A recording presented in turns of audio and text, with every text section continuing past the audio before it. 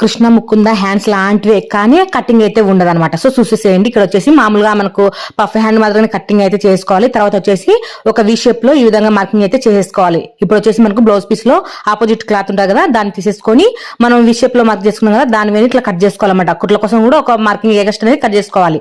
So ఈ విధంగా cut చేసుకున్న తర్వాత లైనింగ్ మొత్తం అయితే ఒరిజినల్ పీస్ అయితే జాయింటింగ్ అయితే చేస్తున్నాను. ఈ విధంగా మొత్తం అయితే జాయింటింగ్ అయితే చేసిన తర్వాత మనం పఫ్ పెట్టాల్సిన చోట టక్స్ అయితే పెట్టేసుకోండి. ఇట్లా టక్స్ పెట్టేసిన తర్వాత ఇక్కడ చూడండి సెంటర్ దగ్గరికి ఇట్లా మార్కింగ్ అనేది చేసుకొని మనం ఆల్రెడీ కట్ చేసి పెట్టుకున్నాం కదా ఆపోజిట్ క్లాత్, దీన్ని అనేది జాయింటింగ్ చేసుకోవాలి. ఈ విధంగా సెంటర్ కి రావచ్చు ఈ విధంగా మార్కింగ్ చేసిన దాని ప్రకారంగా కుట్టుకోవాలి.